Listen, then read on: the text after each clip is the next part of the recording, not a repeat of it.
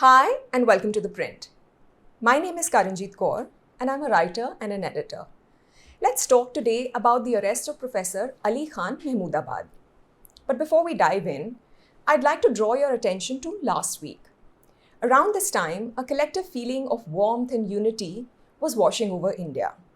Labels like liberal and right-wing dissolved into the background. Because we were basking in the glow of progressive nationalistic pride from watching Colonel Sophia Qureshi and Wing Commander Vyomika Singh deliver military briefings during Operation Sindoor.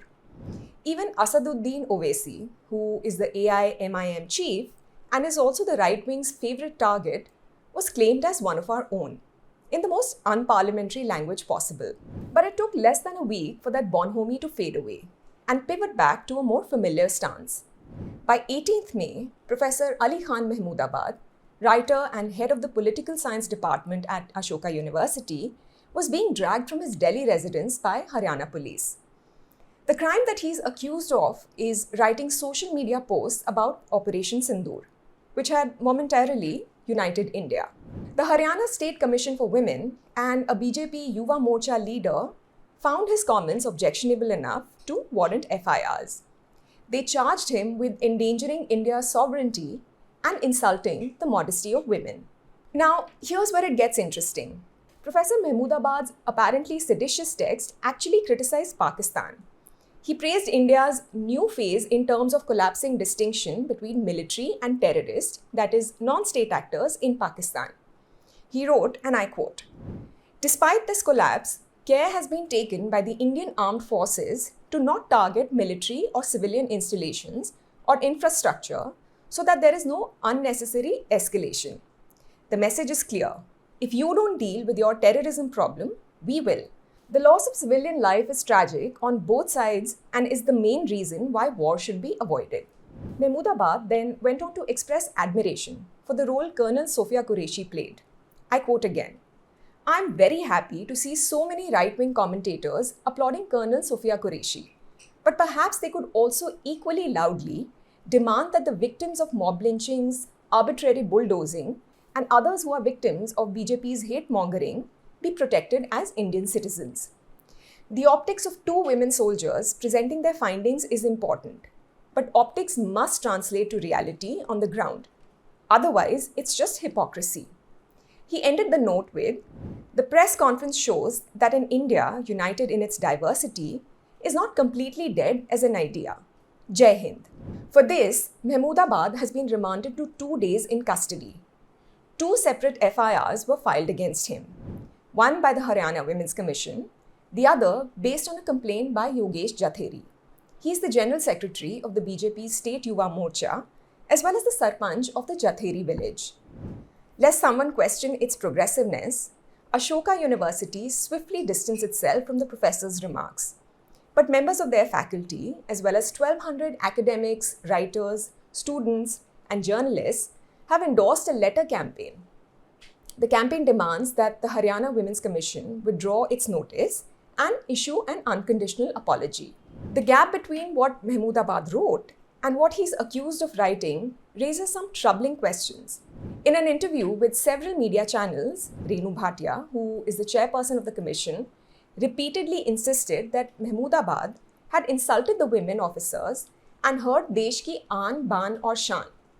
That is, the pride and joy of the country. Now, the commission's time and energy might be better channeled looking at things that actually demolish the aan, baan and shaan of India and are directly under their jurisdiction. For instance, the abysmal sex ratio in several villages of Haryana. It has slipped below 700 in 481 villages, and this is in 2025. Or the 19 crimes against women, including gang rape, murder, and kidnapping, that are lodged in the state every single day. A study of 4 lakh FIRs in Haryana showed that cases of violence against women are less likely to be registered and more likely to be dismissed in court or result in acquittals. The study also noted that a gender bias is visible even in other types of cases, from registration to prosecution, resulting in what researchers called multi-stage discrimination. The commission, if it really wanted, could even summon Vijay Shah, who is the Madhya Pradesh Tribal Affairs Minister, who actually insulted Colonel Qureshi by labeling her a sister from the same community as the terrorists. Or the thousands of men who have harassed and hounded Himanshi Narwal, the wife of Navy Lieutenant Vinay Narwal, who lost his life in the Pahalgam attack. This isn't even the first time Renu Bhatia has targeted a Muslim academic. In late 2023, she issued a summons to Professor Samina Dalwai of OP Jindal University for doing her job. The charge, you guessed it, outraging the modesty of women. It is difficult to view the Commission's selective targeting as anything other than the cynical co-optation of women's rights to further a majoritarian view of India.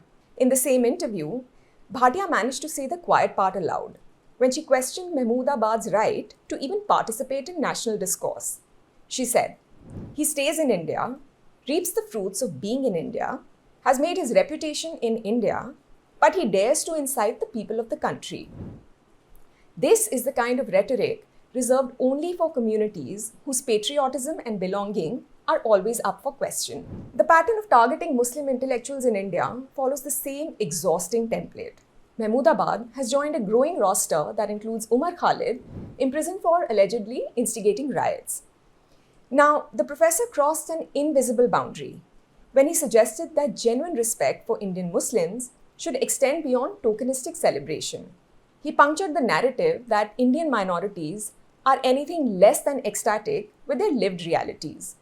For India's minorities, the choice is always between absolute conformity or outright criminalization. What's particularly revealing about the professor's case is how little it takes for our professed commitment to diversity to crumble.